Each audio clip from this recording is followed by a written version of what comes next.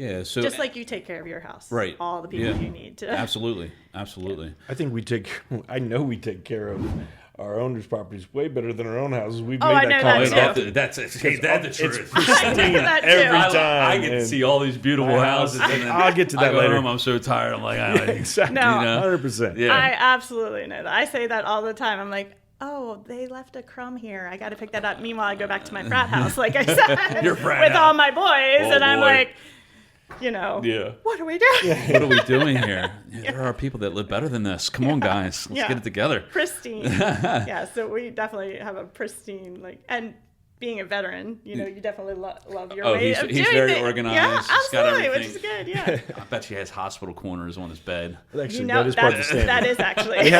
We actually have a video that we provide yes. to the cleaners of exactly how we want the beds made. Nice. And there's actually a certification process that PMI, and that's the great thing about PMI is the training program. Okay. So I could leverage, like when Katie came on, she went through how many hours of training just to kind of get hours, where you knew all the standards of everything from what the That's definitions of all that we do the- is to our standards and everything else and about business development. So Yeah. Exactly. That's awesome. That's awesome. So I'm a landlord, and I've always thought that long term is going to be better than short term, mid term, because I have a consistent tenant in there. What can you tell me to sway me to see the positives in short term and mid term rentals? Yeah.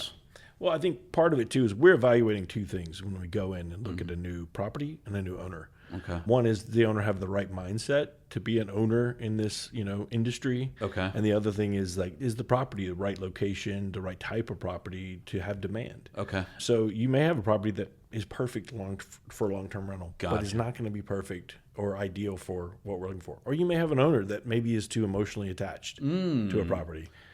And that is going to be disruptive to operations if I'm constantly getting, we're getting messages about like, hey, they moved a chair, whatever. Yeah, right. Hey, you got to let it go. Right.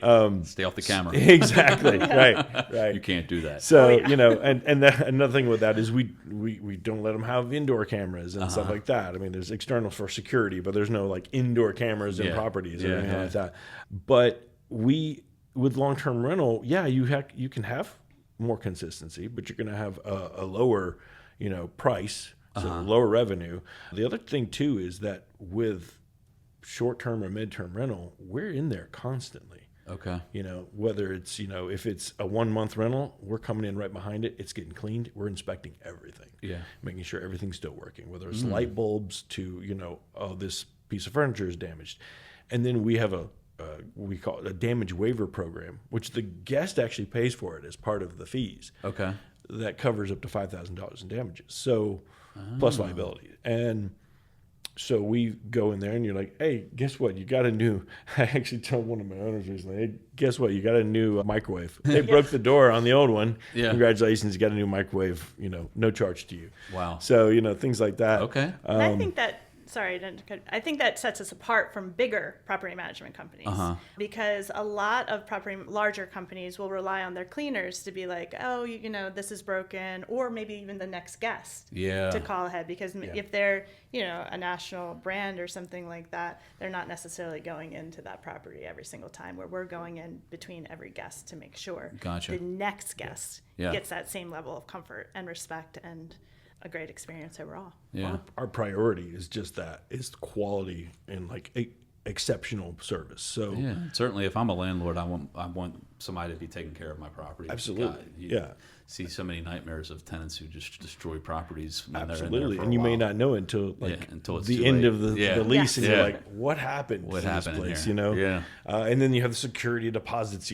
That's not, you don't have to deal with that because that damage waiver program, you don't need security deposits. So you don't have that. And you don't have a dispute with the guest, we call them guests versus tenants because they don't have the tenant rights, So guests also gives us that, perspective of it's a hospitality game. We're communicating with them, day and night when hey, I can't find the thing, or where's this? And we're answering questions and we're providing, we have YouTube videos just on this is how you unlock the lock and this is how you use the thermostat that's maybe a little quirky, you know, that kind of thing. Sure. So we are doing all those things on a constant basis, and because we're in there constantly, we're making sure the property's at tip-top shape all the time. Yeah.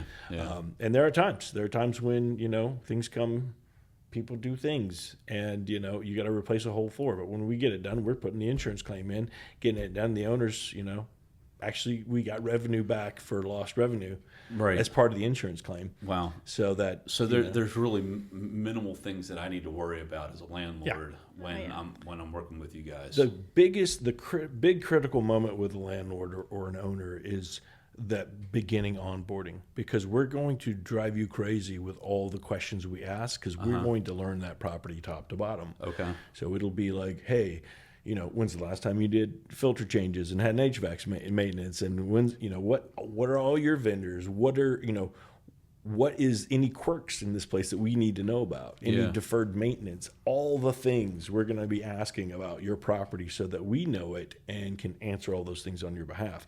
That process is pretty in-depth. Yeah. Because we're going to go through and we're going to count every plate and every fork, every knife and everything. And go, okay, this is what you have and this is what you need. Right.